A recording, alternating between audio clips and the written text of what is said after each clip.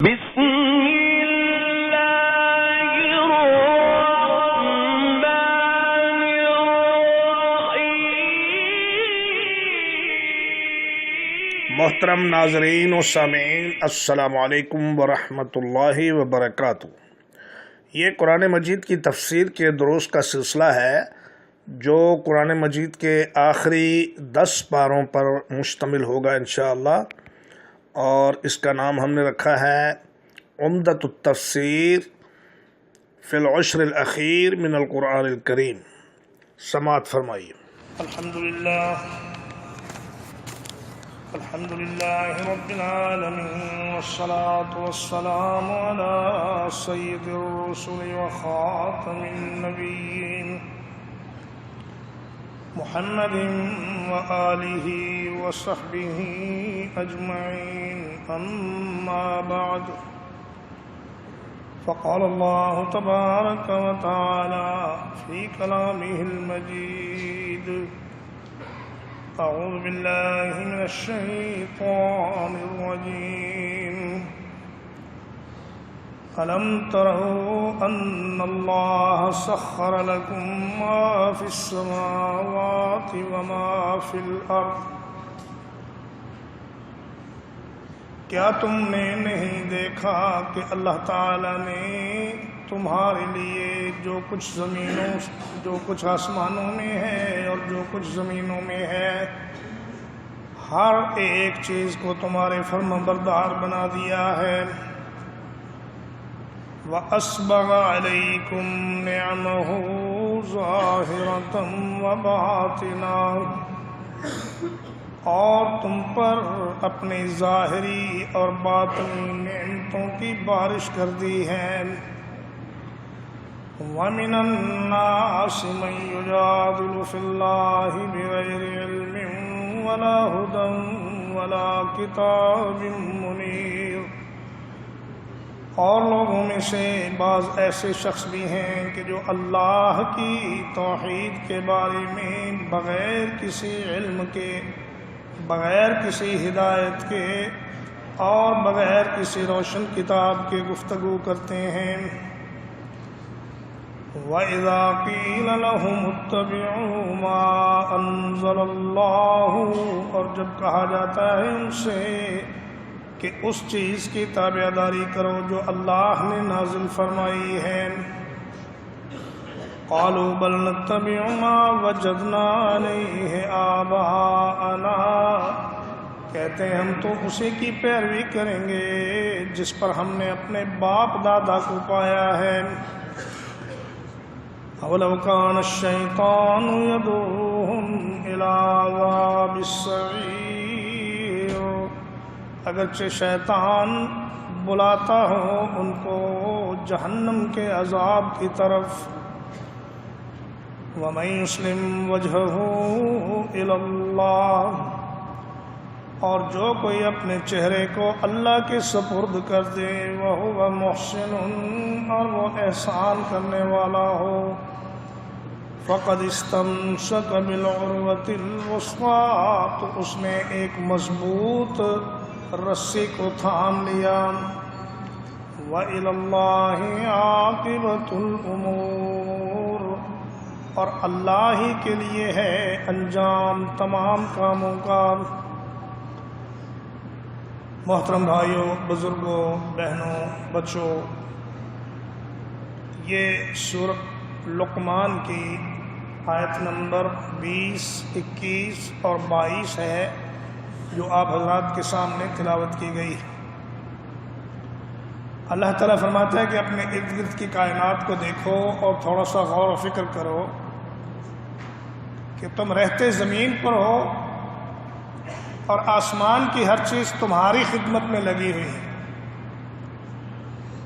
زمین میں تو جو کچھ ہے وہ تمہاری خدمت پر مامور ہے ہی، کہ زمین تمہارے لیے پھل پھول اگاتی ہے، سبزیاں پیدا کرتی ہے، خوراک پیدا کرتی ہے، اور تمہاری جتنی بھی غلاظت ہے وہ سب اپنے پیٹ میں چھپا لیتی ہے۔ تمہارے مردوں کو اپنے پیٹ میں چھپا کر ان کا وجود تکلیف دینے سے لوگوں کو بچا لیتی ہے، اور آسمان کی ہر چیز، فرمایا سورج کو دیکھ لو تمہاری ہی خدمت پہ لگا ہوا ہے، چاند کو دیکھ لو تمہاری ہی خدمت کر رہا ہے، ستاروں کو دیکھ لو وہ بھی تمہارے لیے دن رات ڈیوٹیاں دے رہے ہیں، اور تو اور آسمانوں کے فرشتوں کو اللہ نے تمہاری خدمت پر لگا دیا ہے۔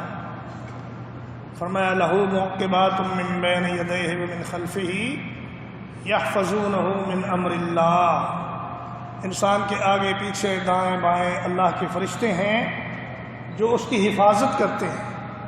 نبی علیہ الصلوۃ والسلام نے فرمایا اگر یہ فرشتے انسان کی حفاظت پہ مامور نہ ہوں تو جنات اور بلائیں تو انسان کو اچک کر لے جائیں۔ تو یہ حفاظت اس وقت ذرا کمزور پڑ جاتی ہے جب آدمی دین میں کمزور پڑتا ہے یا ذکر الہی میں سست پڑ جاتا ہے۔ تو فرمایا کہ زمین کے حیوانات و انہار، اشجار، اسمار، زرع و ثمار اور اس کے جتنے بھی سلسلے ہیں یہ سارے کے سارے انسان کی خدمت کے لیے ہیں۔ وَأَسْبَغَ عَلَيْكُمْ نِعَمَهُ، اور اللہ نے تم پر اپنی نعمتوں کی تکمیل فرما دی۔ اسباغ کا معنی ہوتا ہے تکمیل، اسباغ الوضو کا معنی ہے وضو کی تکمیل، اور اسباغ النعم کا معنی ہوگا اللہ کی نعمتوں کی تکمیل، یعنی اللہ نے تم پر ہر طرح کی نعمتیں مکمل کر دی ہیں۔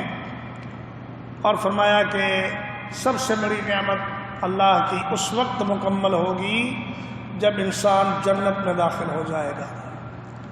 امام احمد بن حنبل رحمہ اللہ سے پوچھا گیا کہ متی الراحت یا احمد، اے احمد آرام بندے کو کب ملے گا؟ فرمایا عند اول قدمہ فی الجنہ، فرمایا جب اس کا پہلا قدم جنت میں پڑ جائے گا اس وقت اس کو مکمل آرام مل جائے گا، پھر اس کو کوئی پریشانی نہیں ہوگی، کسی بیماری کا ڈر نہیں ہوگا، کسی بڑھاپے کا ڈر نہیں ہوگا، موت کا ڈر نہیں ہوگا، غربت کا ڈر نہیں ہوگا۔ ایک دفعہ جو زمین جنتی کے نام الاٹ ہو جائے گی پھر وہاں سے اس کی بے دخلی کا کوئی خطرہ نہیں رہے گا۔ تو فرمایا وَنِعَمَهُ ظَاهِرَةً وَبَاطِنَةً، ظاہری نعمتوں میں اسلام ہے اور انسان کی صحت ہے، اور باطنی نعمتوں میں اللہ کی معرفت اور انسان کا یقین اور اللہ کے ساتھ حسن ظن۔ وَمِنَ النَّاسِ مَن يُجَادِلُ فِي اللَّهِ، یعنی فی توحید اللہ، اللہ کی توحید میں جھگڑا کرتا ہے اور کہتا ہے جی میں تو ایک اللہ کو نہیں مانتا، میں تو بہت سے خداؤں کو مانتا ہوں۔ اللہ تعالیٰ فرماتا ہے کہ وَاتْلُ عَلَيْهِمْ نَبَأَ إِبْرَاهِيمَ، اے میرے پیارے حبیب آپ اپنی امت کو ابراہیم علیہ السلام کی کس بات سنائیے۔ اذ قال لأبیہ وقومہ ما تعبدون، آپ نے اپنی قوم سے اور اپنے باپ سے کہا کہ بھئی کبھی تم نے غور کیا ہے یہ تم کس کی پوجا کرتے ہو؟ قالوا نعبد اصناما فنظل لها عاکفین، کہنے لگے ہم تو ان بتوں کی پوجا کرتے ہیں، لکڑی کے پتھر کے مورتیاں بنا بنا کے ان کے سامنے ہم اپنی حاجات پوری کرتے ہیں۔ تو ابراہیم علیہ السلام نے فرمایا کہ هل يسمعونكم اذ تدعون او ينفعونكم او يضرون، فرمایا یہ جن کے آگے تم دن رات گرے پڑے ہو یہ بتاؤ کہ جب تم انہیں پکارتے ہو تو کیا یہ تمہاری پکار سنتے ہیں یا تمہیں یہ کوئی فائدہ پہنچاتے ہیں یا کوئی نقصان پہنچاتے ہیں؟ قالوا كذلك وجدنا آباءنا يفعلون، کہنے لگے ہمارے پاس ان سوالوں کے جواب نہیں، ہمیں ان باتوں کا نہیں پتہ، یہ سنتے ہیں کہ نہیں سنتے، نفع دیتے ہیں کہ نقصان نہیں دیتے، ہم تو بس اتنا جانتے ہیں کہ ہمارے باپ دادا یہی کام کرتے تھے اور ہم بھی انہی کی اقتداء میں یہ کام کر رہے ہیں۔ تو ابراہیم علیہ السلام نے فرمایا کہ افرأیتم ما تعبدون انتم وآباؤکم الاقدمون فإنهم عدو لي إلا رب العالمین۔ فرمایا تم بھی، تمہارے باپ دادے بھی سارے کے سارے گمراہ اور سیدھے راستے سے ہٹے ہوئے، میں تو ان سب کا انکار کرتا ہوں، صرف ایک رب العالمین کا اقرار کرتا ہوں، الذی خلقنی فہو یہدین والذی یطعمنی ویسقین وَإِذَا مَرِضْتُ فَهُوَ يَشْفِينِ۔ وہ جس نے مجھے پیدا کیا، جس نے مجھے ہدایت دی، جو مجھے کھلاتا ہے، جو مجھے پلاتا ہے، جو بیماری میں مجھے شفا عطا کرتا ہے، میں تو اس ایک رب کو مانتا ہوں۔ تو فرمایا یہ جو باپ دادے کی روش پہ چلنے والے ہیں، اللہ کی توحید کے خلاف بتوں کی پوجا کرتے ہیں، بغیر علم، کوئی ان کے پاس علم نہیں ہے، ولا ہدن، نہ کسی ہدایت کی پیروی کرتے ہوئے یہ ایسا کام کرتے ہیں، ولا کتاب منیر، اور نہ ہی کوئی ظاہر بین ان کے پاس کتاب ہے جس میں یہ بات لکھی ہوئی ہے۔ وَإِذَا قِيلَ لَهُمُ اتَّبِعُوا مَا أَنزَلَ اللَّهُ قَالُوا بَلْ نَتَّبِعُ مَا وَجَدْنَا عَلَيْهِ آبَاءَنَا، جب ان سے کہا جاتا ہے کہ اللہ کی نازل کردہ کتاب کی پیروی کرو تو کہتے ہیں نہیں جی ہم تو اپنے ماں باپ کے جو روایات ہیں انہی پہ چلیں گے، اس کو نہیں چھوڑیں گے۔ فرمایا اولو کان الشیطان یدعوہم الی عذاب السعیر، اگرچہ شیطان تمہیں جہنم میں لے جائے یہ تمہیں قبول ہے، لیکن باپ دادے کا طریقہ چھوڑنا قبول نہیں۔ تم لوگ کتنے عجیب لوگ ہو۔ فرمایا وَمَن يُسْلِمْ وَجْهَهُ إِلَى اللَّهِ، تسلیم کا معنی ہوتا ہے کوئی چیز کسی کے حوالے کر دینا۔ فرمایا جو آدمی اپنا چہرہ، اپنا وجود، اپنی ساری ذات اللہ کے حوالے کر دے اور یہ کہے کہ آج کے بعد اس پر صرف اللہ کا حکم چلے گا اور کسی کا حکم نہیں چلے گا، وَهُوَ مُحْسِنٌ، اور وہ محسن الی خلقہ، یعنی اللہ کی مخلوق کے ساتھ بھی احسان کرنے والا ہو، اللہ کے احکام پہ عمل کرنے والا ہو، اللہ کی مخلوق کے ساتھ احسان کرنے والا ہو۔ تو فرمایا کہ یہ وہ آدمی ہے کہ جس نے ایک مضبوط رسی کو تھام لیا، وہ رسی اس کو اللہ کے قریب کر دے گی اور اسے بالآخر جنت میں لے جائے گی۔ اور احسان کا معنی وہ حدیث جبریل میں بھی ہے کہ انہوں نے کہا کہ یا رسول اللہ اخبرنی عن الاحسان، اے اللہ کے رسول صلی اللہ علیہ وسلم مجھے بتائیے کہ احسان کیا چیز ہے؟ تو آپ نے فرمایا ان تعبد اللہ کأنک تراہ، کہ تم اللہ کی عبادت اس طرح کرو جیسے کہ تم اللہ کو اپنے سامنے دیکھ رہے۔ فإن لم تکن تراہ فإنہ یراک، فرمایا اگر یہ کیفیت حاصل نہ ہو تو کم از کم یہ یقین ضرور رکھو کہ اللہ تمہیں دیکھ رہا ہے اور تمہاری ایک ایک حرکت سے واقف ہے، اور تمہاری عبادت کے تمام جتنے بھی سارے طریقے ہیں وہ اللہ تبارک و تعالیٰ براہ راست ان کو دیکھ رہا ہے۔ تو فرمایا وَإِلَى اللَّهِ عَاقِبَةُ الْأُمُورِ، یہ دنیا کی جو رونق بظاہر تمہیں 4 دن کی نظر آتی ہے، فرمایا یہ کچھ بھی نہیں، یہ کھیل تماشا ہے۔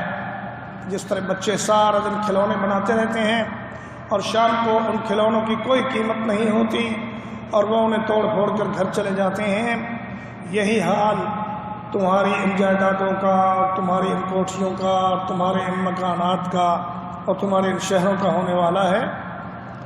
فرمایا کہ اعلموا انما الحیات الدنیا زینۃ وتفاخر بینکم وتکاثر فی الاموال والاولاد۔ فرمایا یہ دنیا کی جو چکا چوندھ ہے یہ ایک ظاہری زینت ہے، وقتی زینت ہے اور پیسے کی دوڑ ہے۔ ہر آدمی چاہتا ہے کہ میں دوسرے سے زیادہ پیسہ جمع کر لوں اور ایک دوسرے پر تفاخر، ایک دوسرے کو فخر دکھانا اور اس کو یہ بتانا کہ میرے پاس زیادہ پیسہ ہے۔ بس یہ دنیا کی زندگی ہے، ظاہری اس کی حقیقت یہ ہے۔ مگر فرمایا والباقیات الصالحات خیر عند ربک ثوابا وخیر عملا، جو نیکیاں ہیں، باقی رہنے والی نیکیاں، وہ اللہ کے پاس محفوظ رہتی ہیں، انہی کی اصل حقیقت ہے، دنیا کی کوئی حقیقت نہیں۔ اور اللہ تعالی ہم سب کو توفیق عمل عطا فرمائے۔ اقول قولی ھذا واستغفر اللہ لی ولکم ولسائر المسلمین۔